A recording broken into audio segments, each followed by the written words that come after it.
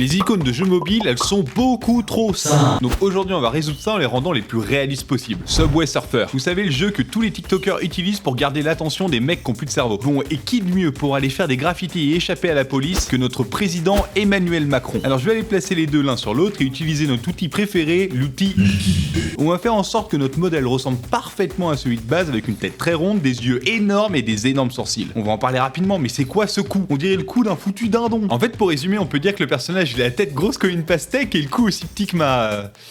Ouais, enfin bref, oubliez ce que je viens de dire, haha. Du coup, on va nous aussi aller travailler sur ce magnifique cou et le rendre le plus fin et évidemment le plus horrible possible. Maintenant, on va aller choper une casquette qui ressemble parfaitement au modèle de base. Je vais pouvoir ensuite retirer le fond, la placer parfaitement sur la tête de Manu. Allez, bien sûr, retirer toutes les indications qui nous se plaisent pas dessus et changer la couleur surtout. Et maintenant, on peut rajouter un petit M qui est le logo de la street d'Emmanuel Macron. Maintenant, je vais pouvoir m'attaquer aux autres vêtements. Alors au début, je vais prendre un petit hoodie, je vais prendre seulement la capuche pour aller la placer derrière le modèle et rajouter toutes les ombres qui vont avec. On va aussi rajouter un t-shirt rouge comme sur le truc de base et je dois pas oublier de placer le cou qui est ultra fin dedans. Maintenant il ne reste plus qu'à rajouter la bombe, à rajouter le petit logo de Manu dessus, à tout intégrer ensemble en rajoutant la manche qui sort du personnage et attention résultat final, perfection. J'ai pas envie de dire qu'il est parfait mais on en est pas loin franchement. Je place Subway Surfer réaliste dans mon téléphone et on continue. Clash Royale, alors ça c'est un jeu de bon gros geek et en plus pour reproduire parfaitement il nous faut des monarques, mais pas des français parce qu'en France étonnamment on en a plus. Alors on pourrait prendre le roi Charles d'Angleterre mais je l'aime pas trop, on va plutôt prendre cette bonne vieille reine Elisabeth II. En plus c'est bien pratique, on peut la mettre en mode fantôme comme celui qu'on trouve dans le jeu. Alors Elisabeth ça va être celle qui va faire partie de la team bleue. Donc faut tout repeindre en bleu, ses vêtements, ses cheveux et hop, elle fait partie de la team. Maintenant il va me falloir un éclair ultra réaliste pour séparer l'icône en deux. Et je vais essayer de reproduire l'icône de base en allant placer un échiquier derrière et c'est nickel. Et pour l'autre on va partir sur mon bro le prince de Monaco, Charles Leclerc. Ah non,